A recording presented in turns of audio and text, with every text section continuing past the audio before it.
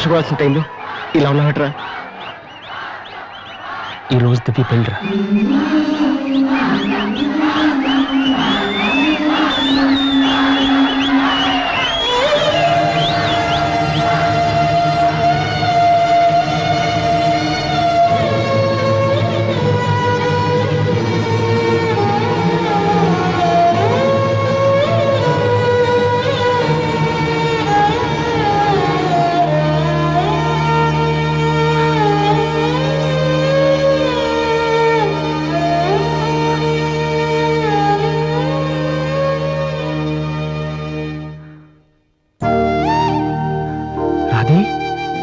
ఎందుకన్నయ్య ఏడుస్తున్నావు?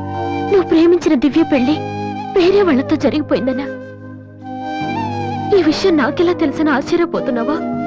ఇంట్లో అందరం నీ ప్రోగ్రాం చూసాం, కానీ నేను తేజ టీవీలో నువ్వు దివ్యతో మాట్లాడింది చూశాను. ఎందుకన్నయ్య ఇలా చేశావు? నేను ప్రేమించిన విషయం నీతో మనసు విప్పి చెప్పాను, కానీ నువ్వు నాతో ఏం చెప్పలేదు. నాకెవ్వరు లేకపోయినా పర్లేదు రాది, నువ్వు ఒక్కదాని ఉన్నావు చాలు అని చెప్పావు. అదంతా అబద్ధమేనా? వద్దన్నయ్య, నువ్వు అక్కర్లేదనుకున్న ప్రేమ నాకు కూడా వద్దు. అందుకే ఈ పెళ్లి చేసుకోనని చెప్పేశారు. ఏంట్రా నువ్వు మాట్లాడింది? నీకేమైనా పిచ్చే కిందా? ఎంత కష్టపడి విఘ్నేష్ ని పెళ్లి కొప్పించానో తెలుసా? ఎందుకు ఇలా చేసావు? ఆ ఇంటికి పెద్ద కొడుకుగా నేనేం చేయలేకపోయాను. ఉన్నన్నాళ్ళు నాన్న నేర్పించాను, ఇంట్లో నుంచి వచ్చేసి అమ్మని ఏడిపించాను. కనీసం నిన్నే సుఖ పెడదాం అనుకుంటే చివరికి నిన్ను కూడా ఏడిపిస్తున్నాను. నేనేం సాధించడం కోసం ఇదంతా చేశానో నాకే తెలియట్లేదు రాది. I'm a failure. I'm a failure.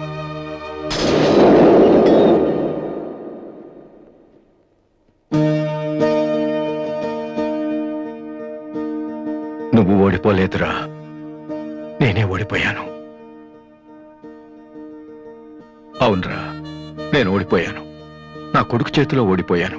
ఈ రోజు నీ ప్రోగ్రాంకి జనం కొట్టిన చప్పట్లు పిల్లల మనసులో ఏముందో తెలుసుకోలేని నాలాంటి ప్రతి తండ్రికి చెంపదెబ్బ కొట్టినట్టు తగిలాయి.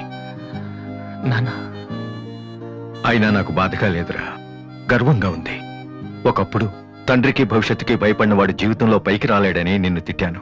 కానీ ఇప్పుడు చెప్తున్నాను, తండ్రిని గౌరవించేవాడు, భవిష్యత్తును ప్రేమించేవాడు మాత్రమే సక్సెస్ అవుతాడు. You are not a failure, you are great. నాన్న, మీకు మా మీద ఉంది కోపం కాదు, మేమేమైపోతామనే భయం. అది మాకు తెలుసు. మేం కూడా మిమ్మల్ని కావాలని బాధ పెట్టాం. ఎందుకంటే మీ పిల్లల్ని మీరు ఎంత ప్రేమిస్తున్నారు, తల్లిదండ్రులను అంతగా గౌరవిస్తాం. తప్పెవరిది కాదు, పరిస్థితులది. కానీ ఒక్కటి మాత్రం నిజం నాన్న, మీరంటే నాకు ఇష్టం, చాలా ఇష్టం.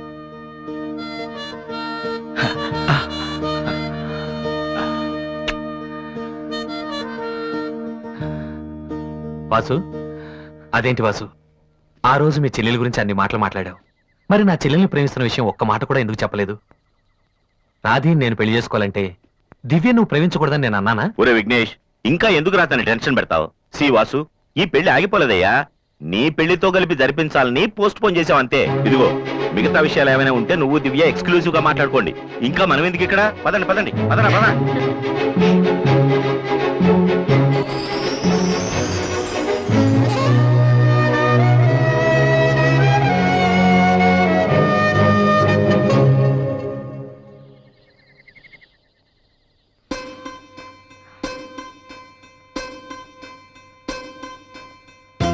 అందరూ నువ్వు నన్ను ప్రేమించావని చెప్తున్నారు,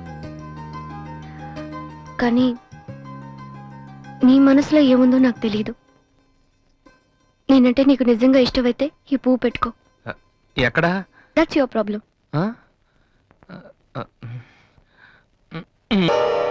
తాతయ్య, రేపు నా తమ్ముడు బర్త్డే. వాడికి మీ ఆశీస్సులు కావాలి. నన్ను ఎలాగో ఇక్కడ ఎవరు పట్టించుకోరు. కనీసం నువ్వైన వాడిని.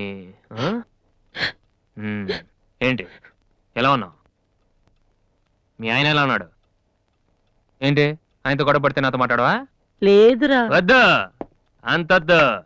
ఏంటి కన్న కొడుకు ఇంట్లో నుంచి బయటకు వెళ్ళిపోయాడని బాధ అసలు కనపట్లేదు. ఆ? ఆ? పట్టు చీర నగలు హ్యాపీగానే తిరుగుతున్నావు. బయటికి వెళ్తున్నావు అంటే నన్ను బాగుంటావా? ఎందుకురా అలా మాట్లాడతావు? రా లోపలికి రా. రా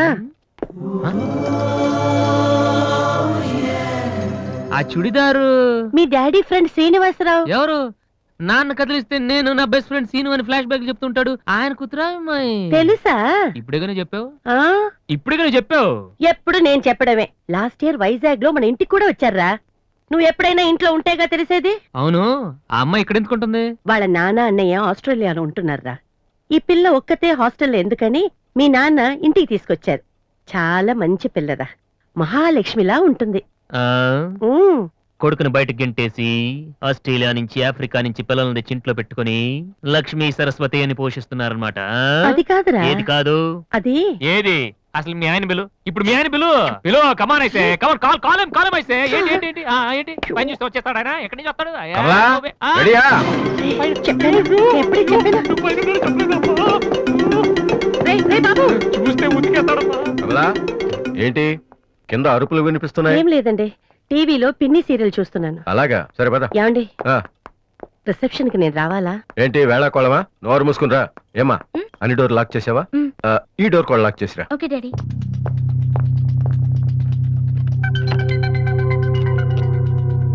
కమలా, ఆ వస్తున్నానండి.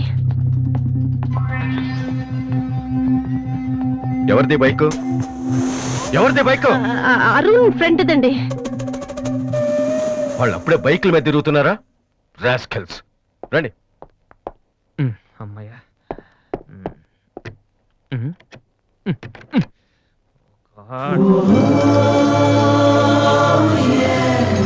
రూమ్ లో ఉంటున్నావా దివ్య?